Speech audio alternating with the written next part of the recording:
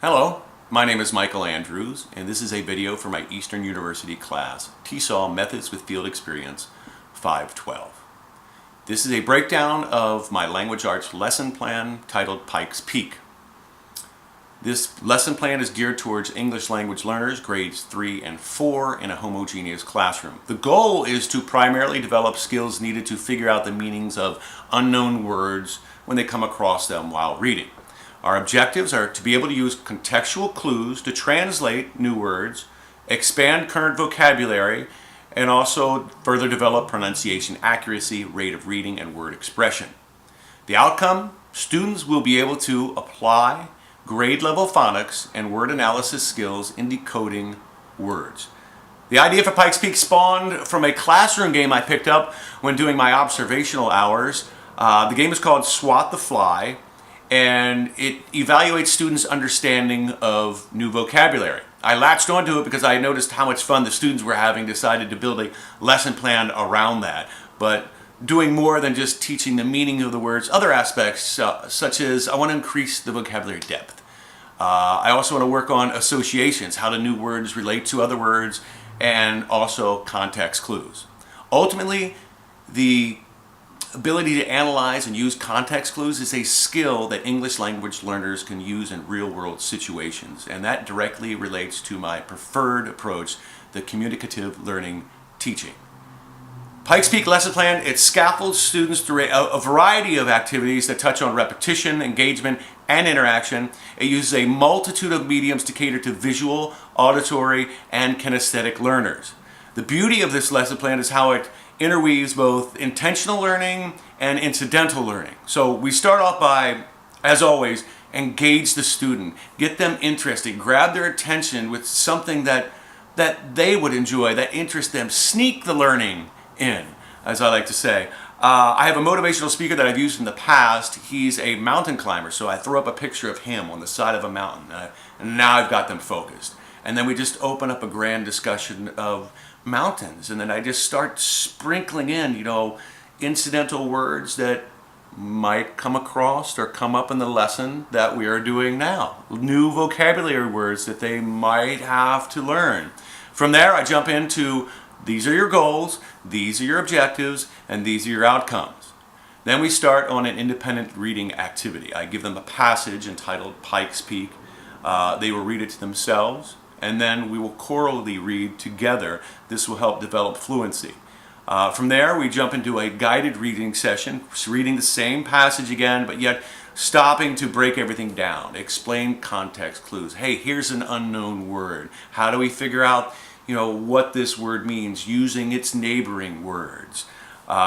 We write those new words on the board, we write the definitions, they write them again in the vocabulary notebook. From there, I hand them a worksheet. There's two separate worksheets. One's on matching words and their definitions, and the other one is a close test sentence sheet, which gives me time to circulate. While they're working on these worksheets, I'm around the room, supporting those who may need some extra help. Those that grasp the concept quite quickly, I will pair them up with some lower proficiency students.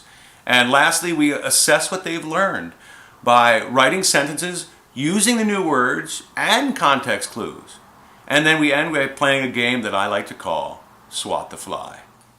Welcome, boys and girls, to another action-packed installment of the exciting new language arts games entitled Swat the Fly. Let's meet today's contestant.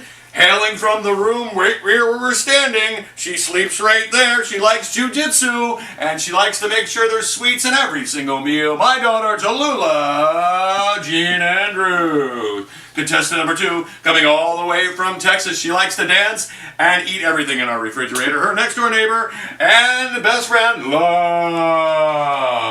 All right, the rules are simple. Swat the fly. I'm gonna give you 5 vocabulary words that we've been studying, reading, writing, discussing. You know the definitions. We've learned about context clues. I will give you hints, and the first to swat the fly gets a point. Are we ready? Yes! Okay, I guess we are. Question number 1. We went into the newly found cave to blank and maybe find some gold. Oh, red wins that point. It was explore. A word that has 3 syllables. It was discover. A mountain climber wedged his hand into this small space. Crevice was correct. This word rhymes with scale.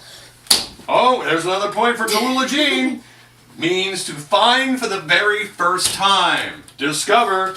Appalachian Mountains, Rocky Mountains, a mountain series. Oh, there it is. It is range. And one last one. It starts with the letter C. Congratulations, you're all winners in my book. High five. You may take yourself something out of the cavity bucket or from our lovely library.